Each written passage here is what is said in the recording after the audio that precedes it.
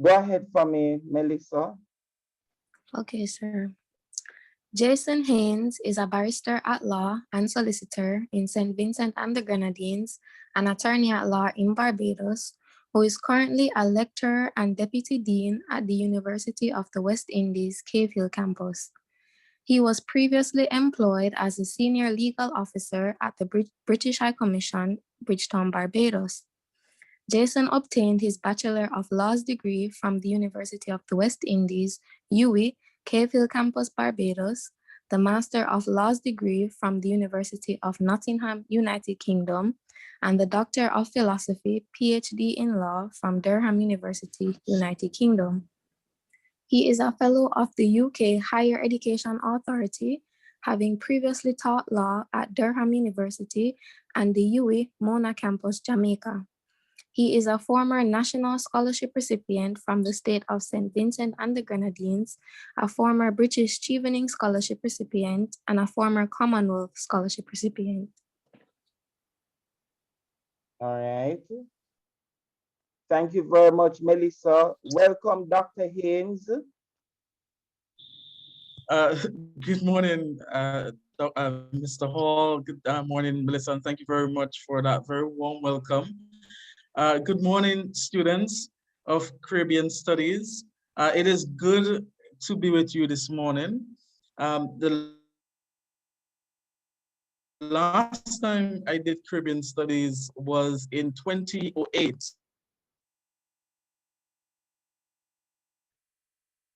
Subjects at Cape. And I very much hope that you've been having a good year so far, despite the challenges of COVID-19, and that as you prepare for your upcoming exams, you're in good frame of mind, not notwithstanding the fact that, lots is happening at the moment. There's so many challenges that you're being confronted with as students, as regular members of society. And I very much hope that notwithstanding these challenges, you are optimistic, you're hopeful, and of course, you will be completing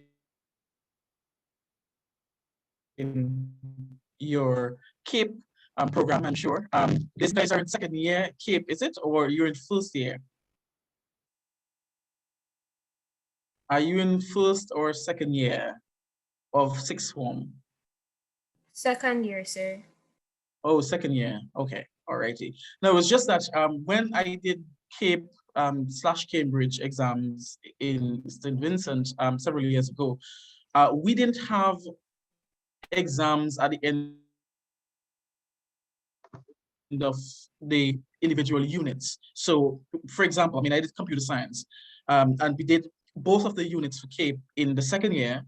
Similarly for Caribbean Studies, we did it the second year, and several others as well. So we don't do examinations by units, so that you do a unit in the first year and then you do one in somewhat because you are more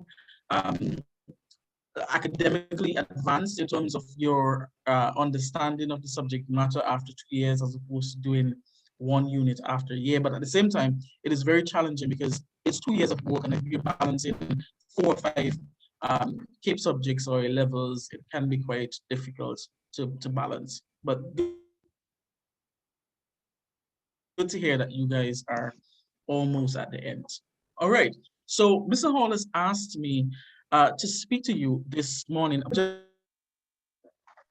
So social justice has been a big topic in the media, in academia, in politics, in economics, and in several other spheres of life. It is a term that has been bandied about, and really and truly, it's a term that has many conceptions, many understandings, many different opinions and viewpoints as to exactly what it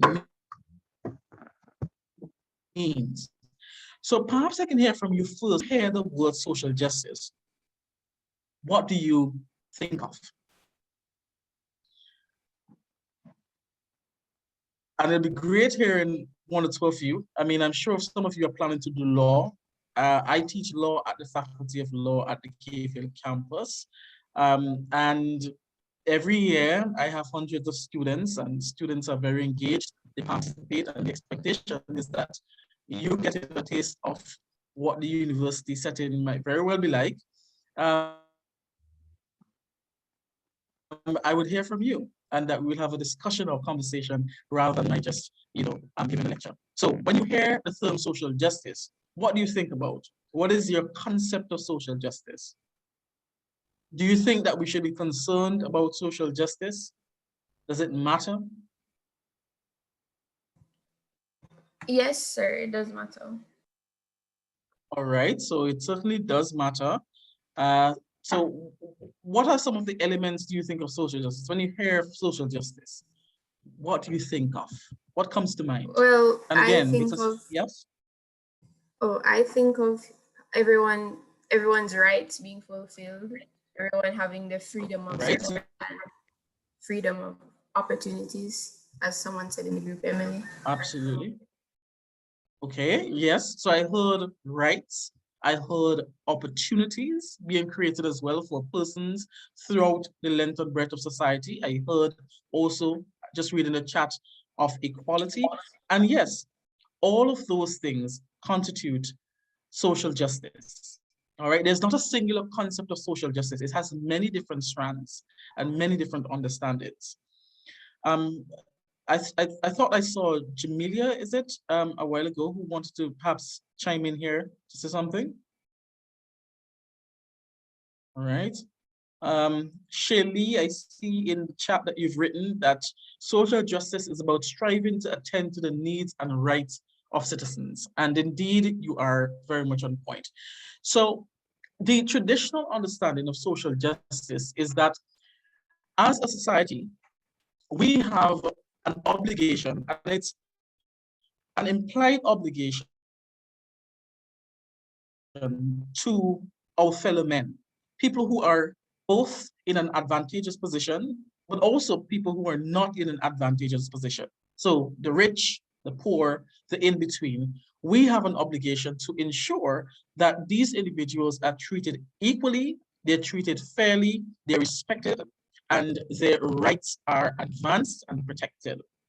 So when we talk about social justice, we are not privileging any particular sector of society. Instead, what we're aiming to do is to recognize that all individuals, by virtue of having been born a human being, have certain rights, certain interests that are to be protected, and that these individuals must be respected. Now, there are different conceptions of this notion of social justice. In other words, there are theorists who take very different approaches when defining social justice. Some focus on social justice from the perspective of natural rights. And we'll get to the point as to what natural rights entail in a short while from now. But others also focus on this notion of social justice being a welfare issue, or it's about provision of welfare services. All right. And still, there are others who are not really concerned about welfare that much. They are concerned about mutual advantage. And again, we'll get to what those things mean in a bit from now.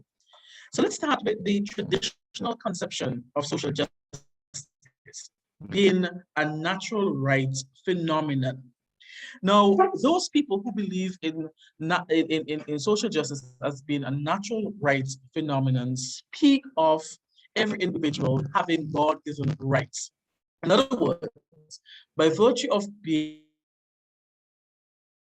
a human being, you are, as soon as you're born, equipped with certain rights which are considered inalienable. In other words, they are intrinsic to you as a human being, and you should be afforded those rights, irrespective of where you were born and into which circumstances you were born. So it is concerned with this idea that individuals, by virtue of being human beings, have the right to life, have the right to liberty, have the right to dignity.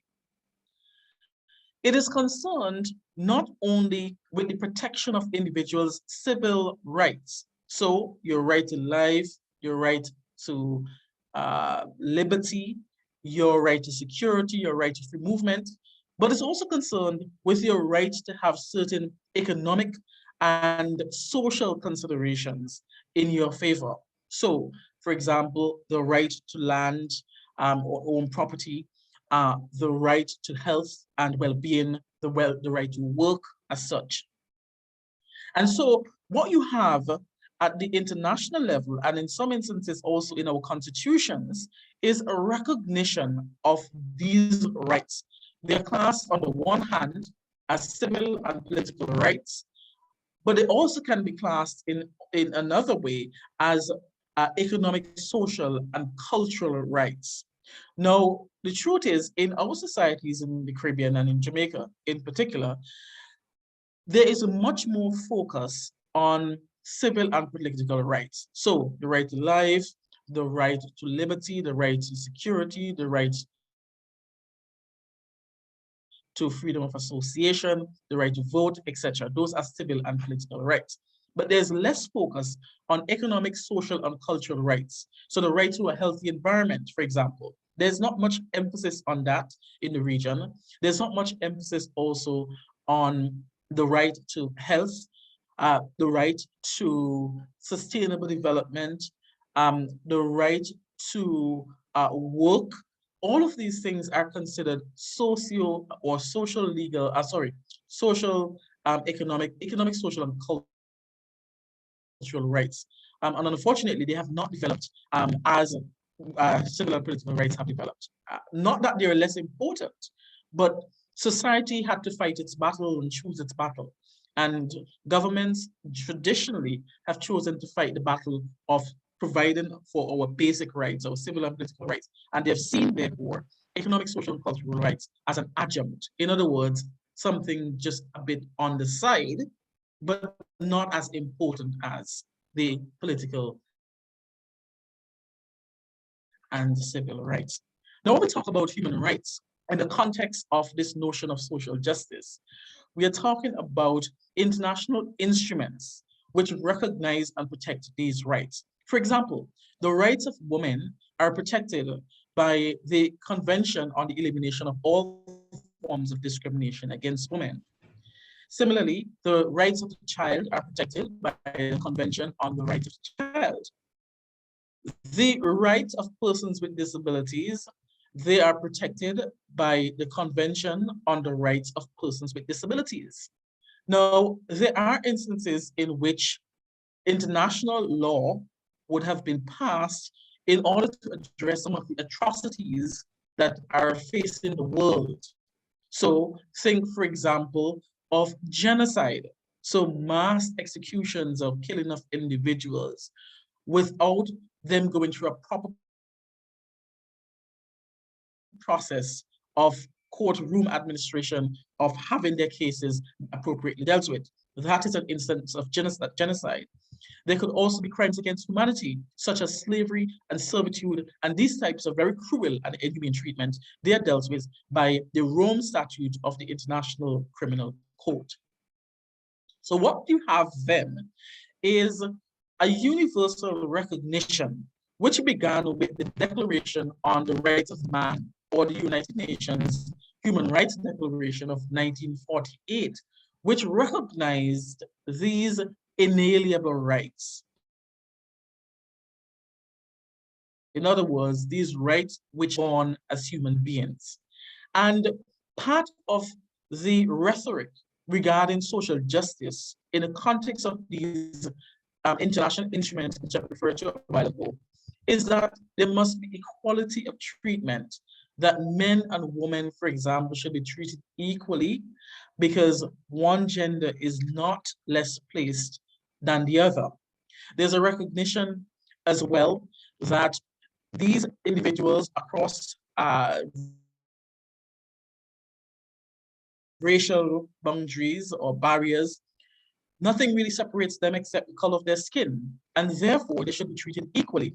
Persons who are suffering from a disability or who have a disability, they're not lesser than anybody else. Children are not less than anybody else. They are not property. They're people equally, and that their best interest must be protected. And so that is the conception of social justice, which exists in many of our jurisdictions.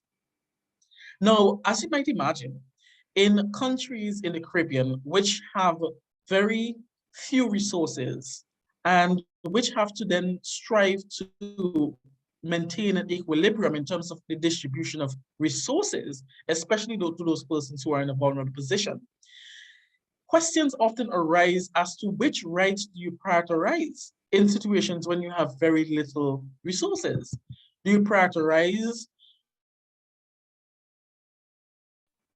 the right of an individual for that individual to work, or the right to provide sanitation for that individual, such as water, clothing, food, etc.?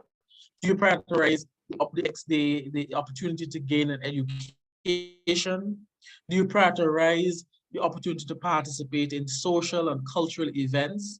Do you prioritize the protection of the environment? Do you prioritize the healthcare system? So these are competing interests which governments frequently face. And it is not easy if you are in a political position to which you've been appointed to address these matters, because they mean that you have to make some very hard decisions as to what in your view is most important to your community. And I just wanted to feel from you in terms of your response. What types of rights, or which rights would you say in the Jamaican context is given more prominence or importance? When you look at the media stories, when you listen to political rallies, when you look at the general workings of your society, what do you see as the important rights that have been prioritized? And what have you been seeing as those lesser important rights in your society or around you? Any thoughts on that? Feel free to chime in. It's a safe space. Yes, Shireen, go ahead, please. Good day again, sir. Well, I was looking at it, and at a first glance, I was like, I don't see them prioritizing any rights. But then looking, looking a bit closer, I guess they don't pay attention to they don't give much attention to I think healthcare. I don't think healthcare is like on the top of the list. But I see them trying to give us work opportunities, and but I don't see them giving much attention to one specific one. Probably just a broad spread, but not a good spread. All right. Very thin spread. All right. Fair enough. A good point there, Serene. Thank you for sharing. Candice. Okay, good morning, Mr. Haynes. In Jamaica, there is definitely an emphasis on voting and the right that everyone should vote. It's very, very political. Yes. But there isn't much until like recent times into the rights of children and women, especially with the violence that goes on, like domestic violence and stuff like that. So there's definitely a growing emphasis on political rights rather than social and civic rights.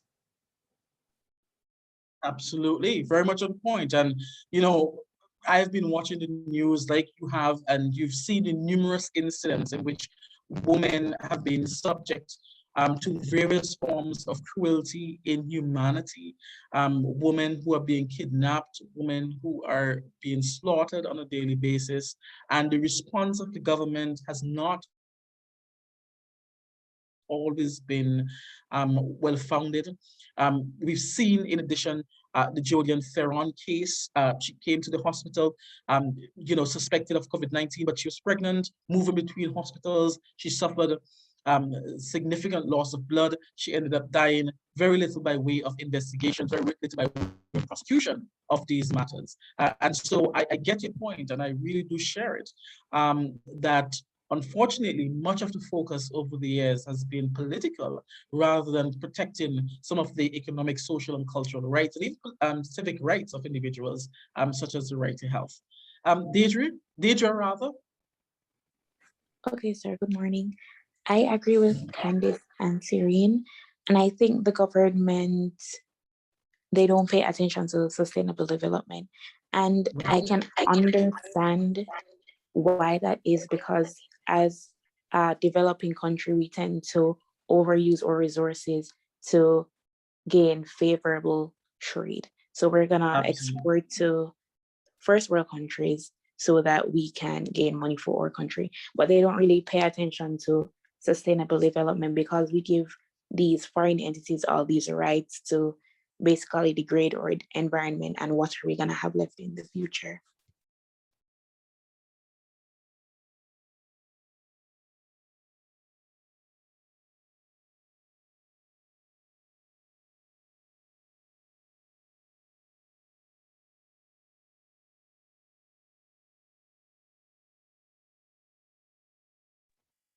Ladies, it seems as if Jason got kicked out of the meeting. Sorry, that should be Dr. Haynes. Yes, my apologies. I think Deidre was speaking a while ago, and the last thing I heard, and I do apologize for the internet problems, was that sustainable development has not been a priority for developing countries, including Jamaica. The point I think that you were making was that oftentimes our interests, our environmental interests in particular, our trading, or our, our ability to survive as a country is often sacrificed for the need for improved trade within our jurisdictions, have foreign investors come in. Many of them may destroy the environment through establishing their companies which don't respect environmental laws, rules, and regulations, and so forth. Did I miss much else there, Deidre? No, that's it, sir. All right, then excellent. Very good point that Dr. you raised. Haynes, Elliot, Kristen also had a point. There. Yes, sir. Good morning. Yes, yes, absolutely. Go ahead, please. So I was thinking of access to secondary education. Although that Yes, is a right, it's not really enforced, and there are lots of young right. people who they'll leave school at a young age, and there's nothing really done about that. So that's the one that came to mind. Yeah, absolutely. So, I mean, Jamaica's Charter on Fundamental Rights and Freedoms, interestingly, mentions the right to education, but it mentions it in the context, as you've rightly identified, of primary education as being an implicit right, or rather an explicit right. But it doesn't mention beyond primary school the right to secondary education. And what we've seen, I mean, I lived in Jamaica for 2 years and I worked at the university there at Mona and went to law school there, was that on a regular day, if you're going down to Sovereign, if you're going down to Halfway Tree, and passing many other quarters in that region, you had a significant number of what we consider to be barrel children, who are serving as window wipers, who are cleaning vehicles that are passing by, who are begging on the streets. And the truth is, as much as the government is in a bind at the moment, especially given COVID-19, the reality is there is not as much effort placed on reintegrating these individuals into the secondary school system, or even in the primary school system, because I'm sure many of them haven't even graduated primary school. So we have, as you've rightly identified, a gap, and it's a significant gap in the system of education in which your resources, the amount of resources that you have a direct bearing on your progress as an individual beyond primary school. The fewer resources that you have, the lesser your familial and parental support system is, or the weaker it is, I should say, the more likely it is that you will end up on the streets, that you will be subject to violence, discrimination, and various other types of harm. So you're absolutely right in saying that we need to move in the direction of recognizing fully not just the right to primary education, but also, I think, secondary education in constitution, but also more generally speaking as a matter of practice. So that is the position with respect to those people who refer to themselves as natural rights theorists and how they conceive of social justice. Then you have welfare theorists or people who believe in a welfare system. Now, these people talk about distribution of justice or distributive justice, as we refer to it, where you share the wealth around. They speak about this notion of there being a shared contract between the state and the individuals. That if the individuals elect particular parties and ministers of government to office, that the expectation is that the government will look out for their interests, especially interests of vulnerable populations, so as to ensure that they get the necessary resources that they need, so the food, the clothing, the shelter, and other types of relief. Now, they speak in large part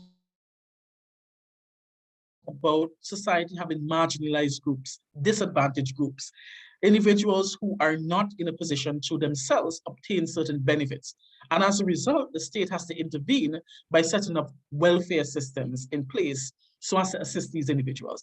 This welfare type system may include the provision of food, clothing, and shelter which in many jurisdictions is called poor relief. In other cases, they argue that individuals who don't necessarily have the requisite credentials should still be allowed certain opportunities to engage in work. They speak about providing housing for individuals who are disadvantaged, individuals, especially mothers with many children, who are not in a position to take care of those children. She should be provided with not only social support, but also housing. And it talks about providing unemployment benefits for individuals who are not working, who are not either in a position to do so because they don't have the requisite education or training, or they have been put out of work, for example, because of COVID-19 and other related problems that confront society. But there are challenges associated with creating a welfare system. And I just want to hear from you in terms of what do you think are some challenges that can be created if you have a free-for-all system. So you create a welfare system in which people who are in need come to relevant government departments, they get what they want, they get housing, they get clothing, they get food, they get resources that they need, and they have to worry very little about what the future looks like because the government is providing all of their resources. Yes, Deidre? Sir, I think that can create a kind of societal stagnance because nobody has any goals, nobody has anything to look forward to because they develop this kind of dependence on a government entity like a parent and a child. So there's no maturity, there's no drive. And I think that can have significant developmental effects. Absolutely, excellent. And there's a particular term to describe in particular what you've just mentioned, and I'll mention it as well from now. Yes, Candice? Okay, I think that if you have it around for long enough, people are just going to figure out ways to take advantage of the system, to cheat the system, to get a little extra more, even though it's supposed to be a fair spread across the population. So I think that could also be a thing, whether it be taking advantage of it from the participants' points of view. So the point that both you and Deidre are making is an important one.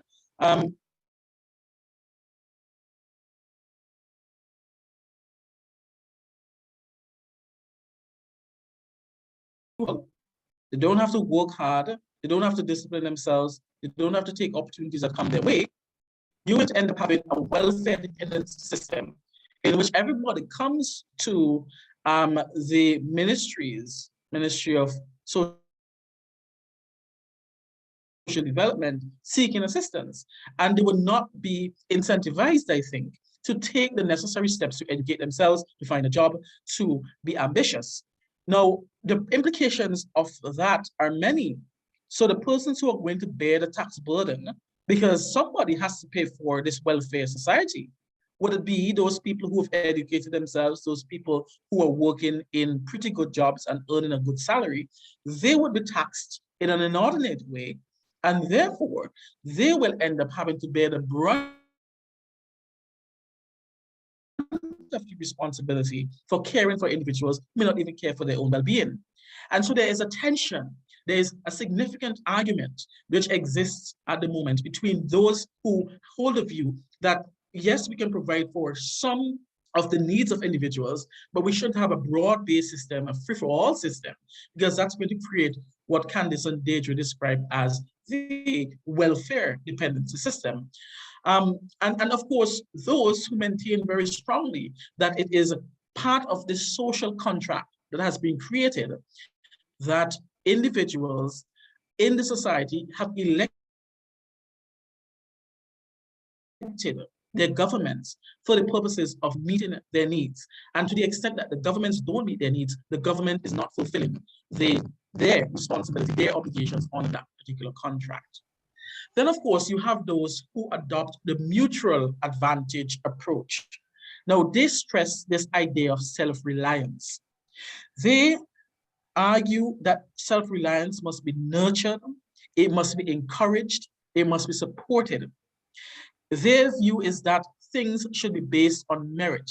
Individuals shouldn't just be coming to a system because they're poor and or disadvantaged and be able to benefit from the opportunities that are created there by the government. That these individuals must demonstrate at least an interest, at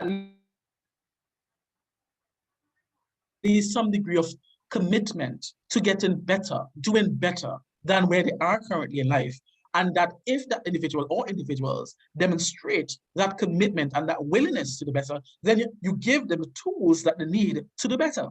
So, for example, if an individual is disadvantaged educationally, wants a good job, etc., then instead of just providing that individual on a monthly basis or a weekly basis with the financial resources to be able to take care of their needs, what you can simply do is to afford this individual the opportunity to be able to get education. So you pay for their school fees, you pay for their book loan scheme, etc., so that you place that individual in a position to be able to advance their education, and then following from advancing their education, they will get a job, and then the job is going to lead to them being able to be more self-reliant, that if you just provide for them on a consistent basis in keeping with the welfare system. So that is the approach that is countenanced by those people who believe in this notion of mutual advantage, all right? So I just wanted to hear your thoughts in terms of your preference. Do you prefer the natural rights argument about human rights? The state must respect and protect human rights at all costs. Do you prefer the idea of the welfare system, or do you prefer the system of mutual advantage? What is your thought on that particular question? Any thoughts about which is better, which is worse, which we should discard, which we should respect or credit? Yes, Suri? Well, I agree with the mutual advantage system because, it's mutual and everyone can put their own work in to get what they deserve out. The welfare system, I also agree with it to an extent.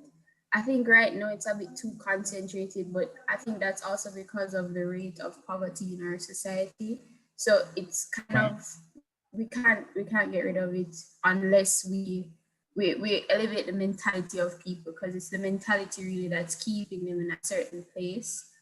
So I kind of agree with all three, but just to an extent. Right. I think right now it's a bit too concentrated. Okay, fair enough. So your view then is that all of them have their merits, their advantages, and some of them, all of them really kind of make sense in their own way. But then you think that the welfare system is just a bit too much, that there is greater need for individuals to be more committed, to be more innovative, to opportunities, to hustle even, if that becomes necessary.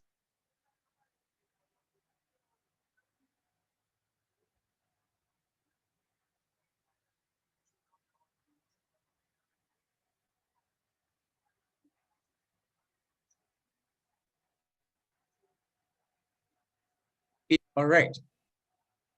So we're going to move on very briefly All right, so Joanna's view is that mutual advantage is good because everyone benefits and grows, which leads to increased development in the country. And that's a really good point as well, that it is reciprocal.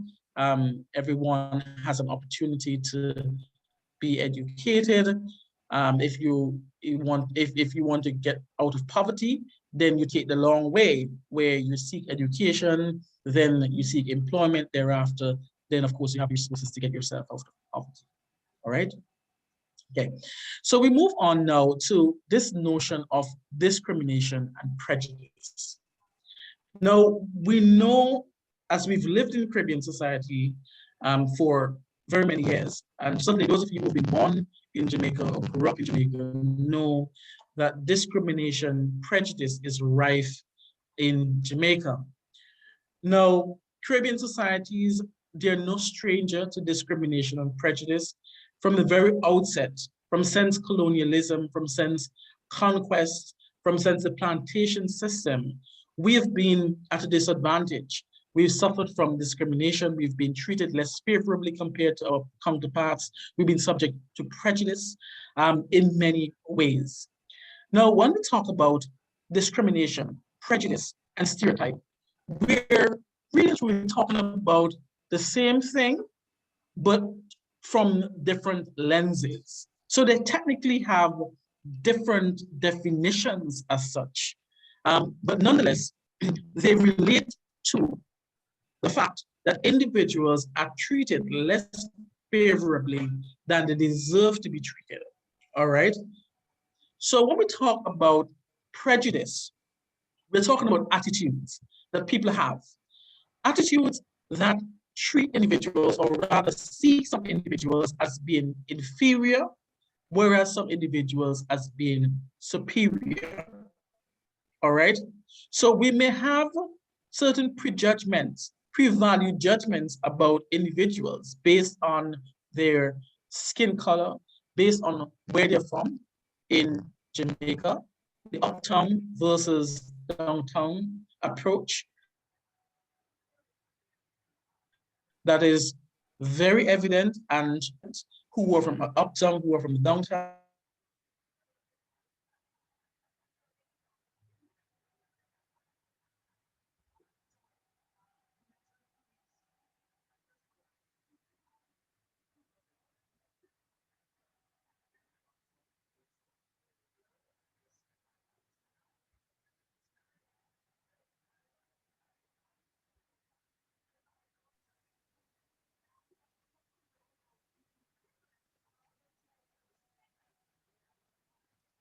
Ladies, it seems as if Jason got kicked, Dr. Haynes, I should say, got kicked off again. So let us see if he's going to rejoin.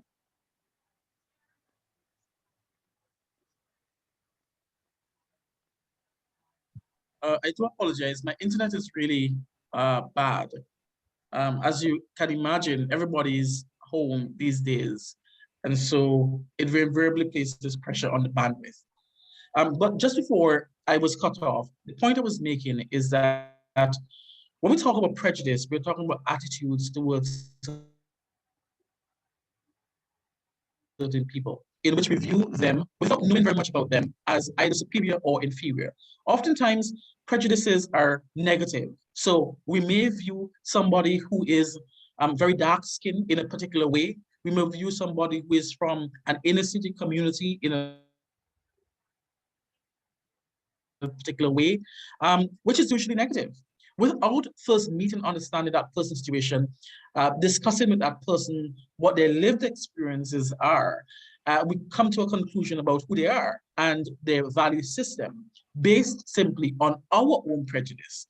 The idea that we somehow know much more than we do, and in reality, simply because of a general practice or general trend or general view of who these individuals are and what they're about. Then we have stereotypes. These are very rigid ideas about particular groups of people. So they, for example, may treat or view, let's say, Black people don't really have a knack for business. That is a stereotype. There are many successful Black people. They may also say that Indians hoard money, so they don't spend a lot. They save a lot for the future and for their uh, future descendants. That is a stereotypical view. It might be true in some instances, but it is not definitive of all situations involving Indian nationals. The Indians who don't hoard money, who spend very liberally, who give to generous causes, who are engaged in philanthropic exercises. Many people take the view, which is stereotypical, that persons of Chinese descent may gamble or they may not be prepared to pay individuals certain resources or wages that they deserve. Again, that treats an entire class. Particular trait is fixed, and in every situation, that particular group identifies with that particular trait. And in reality, there are exceptions. There are sort of diversions from that normal in every particular group, from that trait, in other words, that you identify an individual as part of that group as having. All right. So it is important that we become conscious of what those traits are and we address them.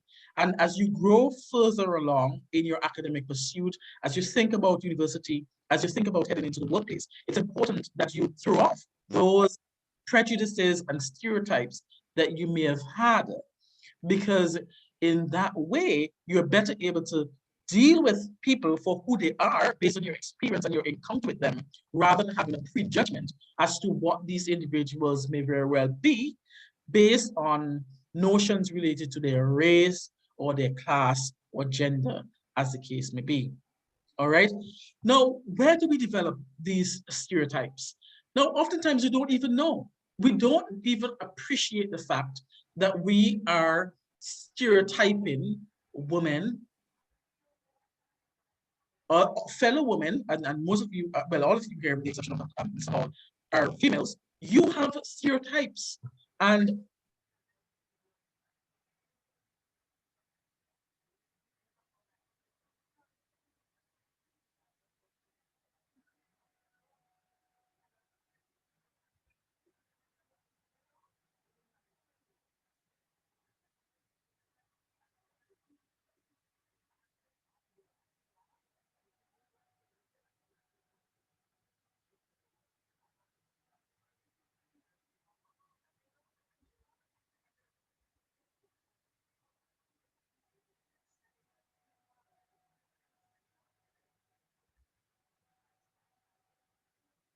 so it's really important that you understand the origins of these stereotypes. You understand the origins of these prejudices, because they can land you into conflict, they can damage relationships. And oftentimes they are bred in the family home, in our socialization with our fellow colleagues, people who look like us, people who speak like us. We develop these prejudices and stereotypes. And we don't think outside of the box because we've accustomed or been accustomed to hearing the same thing about particular groups in society. And so we need to be very aware of them. So we have a prejudice, for example, against other Caribbean nationals. So based on accents, something as simple as an accent, we may be prejudiced toward them. Prejudice toward Haitians, because there have been many stories in the media that Haitians tend to leave their country and go elsewhere seeking opportunities. Guyanese, because Guyanese similarly exercise their agency seeking opportunities abroad. Or simply the fact that I have a different accent from you. Although I think my accent is pretty similar, you may very well see me as the other, the outsider, even though I may very well share many striking similarities with you and similar value systems, even though I'm from another country or share a different accent, as the case may be. So it's really important that we understand what these prejudices are and that we confront them appropriately. Now, when we talk of discrimination, we talk about the actual treatment of individuals. We talk about these individuals because of their race, because of their sex, because of their nationality, because of their class, because of their creed, they're treated lesser or less favorably compared to you or somebody else. All right. So, in other words, when we talk about discrimination, we are looking at a comparison between how one set of persons who fit into a particular class or particular group are treated compared to the others, especially if they're similarly placed.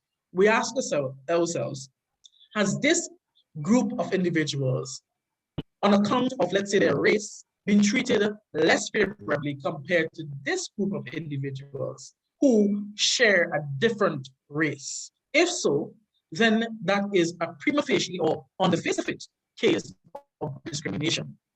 And you can discriminate on many grounds, as we will learn in a while from now. It can be age, it can be sex, it can be class, it can be creed, so religion, among other things. There's several areas at the ways in which persons have been discriminated over the years, or the ways in which persons can be discriminated. So persons can be discriminated on the basis of their age. So we know that in our society that older persons are typically treated not very nice. In many instances, older people are viewed as mischievous, they are viewed as sick, infirm, lacking mental faculties, depressed even, evil, disrespectful, etc. And in many instances, family members even don't have a problem with simply discarding these individuals, putting them in an old elderly home. And so we have a society which has become less and less conscious of the needs, of the concerns of persons who are older. Now, these individuals are often viewed as society's outcasts. They've served their time, they're on their deathbed, and therefore the time is ripe for us to distance ourselves from these individuals. Now, similarly, on the other end of the spectrum, children are often regarded as property. They're regarded as the family's property. They are told what to do, when to do. They're treated as objects rather than subjects as such. They can be spoken to, but they're not given the opportunity in many instances to speak. Many of them suffer verbal abuse, physical abuse at the hands of parents, family members, society more generally speaking. And so we have a situation in which, on the basis of your age alone, you can be subject to certain disadvantages which other groups of persons are not subject to. Young people are regarded as vulgar. That's a prejudice, it's a perception. And oftentimes they may be discriminated against. In other words, they might be treated less favorably compared to others because they don't fit into the dominant stereotype. So the dominant stereotype is that you must be proper, that you must speak well at all times in standard English, that you must be, fully involved in Christian or church-related activities, that you shouldn't drink alcohol, that you shouldn't smoke, that you shouldn't have bizarre hairdressing, hair sort of textures, or dress codes, etc., etc. Now, not everybody fits into these dominant prescriptions. And for those people who, for example, love dancehall music and who revel in it, they are viewed in some ways as outcast. They're disadvantaged in one way or another. Now, people have various choices. People have the choice to be tattooed up. People have a choice to wear multiple earrings as they please. But in a professional context, they may very well be subject to restrictions in terms of their ability to be employed on the basis of what is immediately evident, i.e., the tattoos and so forth, which employers may not view in a credible way. And so across various spectra, in other words, we see ageism demonstrated. The fact that by virtue of falling into certain categories, whether the elderly, whether children, whether as young people, you are subject to certain disadvantages that others are not subject to. Now, many elderly people in the Caribbean context, and certainly in the Jamaican context, are viewed in very prejudicial ways. They are viewed as homebound. We have the media talking about them being grouchy and evil and noisy. We have a healthcare system which is inadequate to deal with these individuals and their myriad needs. We have there being a reluctance, generally speaking, to hire people who are much older. And interestingly, people are required to retire at the age of 65. In some countries, actually, you're required to retire at 60. And for many people, some of you whose parents are in the 60s, you would appreciate that these individuals have not given their all as yet, but they are forced to retire because of prejudicial systems, discriminatory systems in place, which prevent these individuals from working beyond a certain age. So very quickly, your thoughts. Do you think ageism is a real issue in Jamaica? Is ageism a real issue in Jamaica? Have you seen elements of it? Or is it something that we've just contrived, we've thought about, it's academic, it's not really a practical issue that is faced?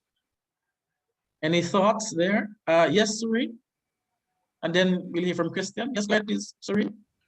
Yes, sir. I agree with ageism because my grandma, when she retired, she was still young and strong and she could have still worked. And I don't agree with letting them just rot away because doing that affects them mentally because they'll say, oh, I'm just on my way to my deathbed now. It removes the purpose to live because a lot of them Absolutely. At that age, they've been working in the field for all those years and to just be cut off like that without any reason, just that you should retire, it really affects them and it causes them, I feel like it causes them to die earlier sometimes, you know?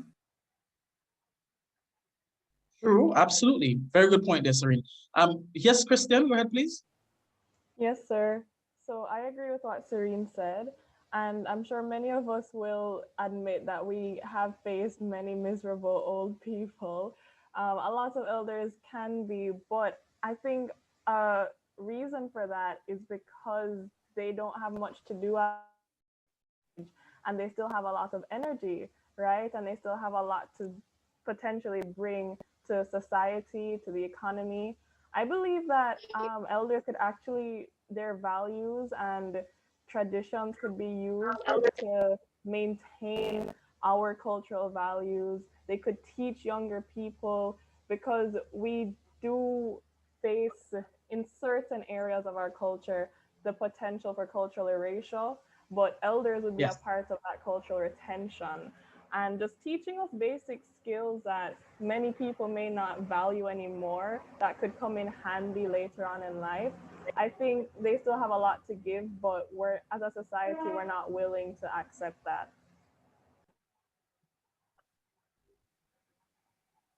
Absolutely. I very much agree with you, Christian. Very elegant input. Candice. Okay, in the case of children, I definitely agree that ageism is a thing because yes, I do understand that children may not know everything that is out there. Hence, their parents are supposed to speak on their behalf. However, I don't think that the child voice is valued as much or is considered because as far as they're concerned, we're born yesterday. But just because I was born yesterday doesn't mean I haven't figured out anything as far as now. So I think it's definitely a thing where the child opinion is not, it isn't valued. Take for instance, even in the case of when we're picking our CSEC and CAPE subjects, we're not allowed to pick certain subjects because, oh, the parents feel like it's a waste of time. You should do accounts because you know you have a guaranteed job. And the child does not like working with numbers, but those things are not taken into account because, I don't know, I'm not really sure why, but you get my point. Yeah. Absolutely. Absolutely. I very much agree with you. I think it's a very sound argument that children are still treated as property. They're still recognized as objects. They're not subjects as such. There's very little by way of engagement. I realize that we've run out of time, right? So I do apologize for that. Mr. Wall, thank you very much again for having me. It was a really good class, very good discussion. Loved hearing from you. Hopefully, some of you do law, and some of you join me at KFL, where we'll continue the discussion about social justice issues, among other things. So thank you very much again for the opportunity to be here. It was an absolute pleasure hearing from you. And I wish you all the very best in your examinations that are upcoming. All right, thank you very much, Dr. Haynes. Is it Shireen or Sanchez? Oh, sir, I'm here, Serene. Go ahead for me, Shirley. Thank you very much, Mr. Haynes, for your wonderful presentation. You have educated us not only as Caribbean studies students, but as humans and as Caribbean people in general about social justice. And I know a lot of us are planning to go into the field of law or social sciences, and this presentation was well thought out, filled with exceptional information, and I really appreciate it because you really opened my eyes to some social injustices, and it's really broadened my spectrum of things. So thank you very much, sir. Have a wonderful day. All right. Thank you so much, Serene, and thank you all for participating. It was a really